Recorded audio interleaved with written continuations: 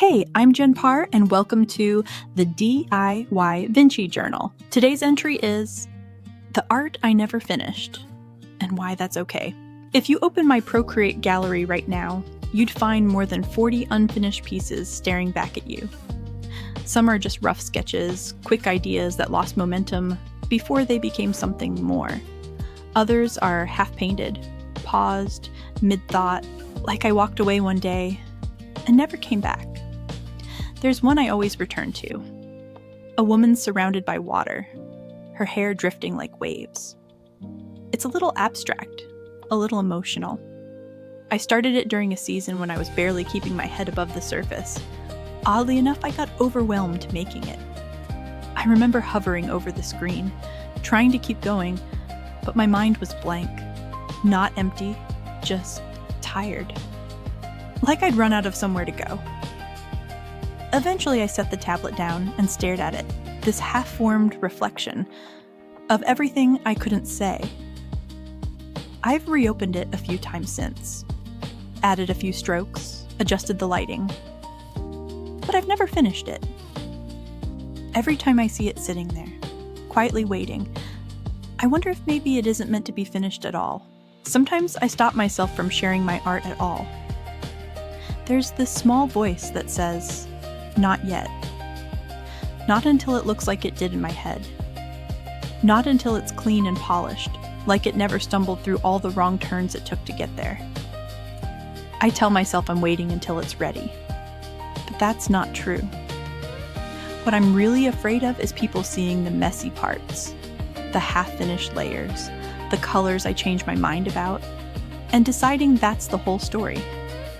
That the work, or maybe even I, don't measure up. It's strange how easily I believe that unfinished means unworthy.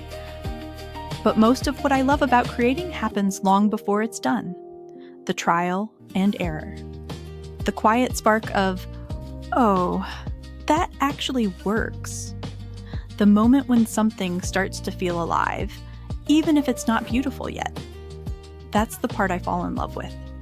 And maybe that's the part people would love too, if I let them see it. Someone once asked if I ever go back and redo old artwork now that I've learned more. The question caught me off guard. I thought about all those early pieces, the ones I used to cringe at, and now look at with something closer to tenderness. I don't redo them. I can't. They belong to a different version of me.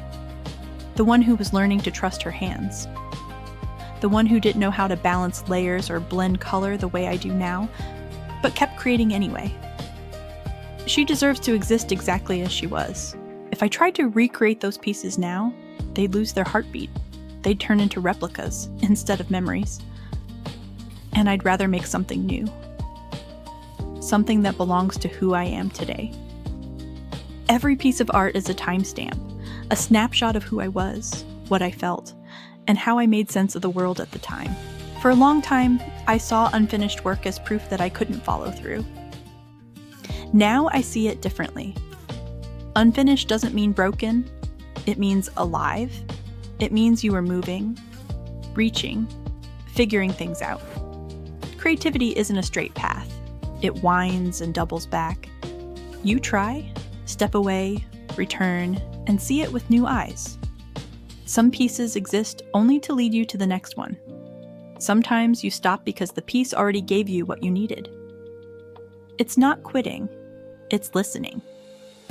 And maybe that's what growth really is. When I look through those 40 pieces now, I don't feel guilt anymore. It feels more like seeing an old friend I've grown away from, familiar, but no longer who I am. Each one captures a moment I was trying to understand. They remind me that not everything is meant to be finished. Some things just need to exist for a while, to hold a feeling before we move on. It leaves proof that we were here. I'd love to hear your story. What have you left unfinished that's still teaching you something? Thanks for listening! You can find more stories, behind-the-scenes moments, and creative sparks over at DIYvinci.substack.com.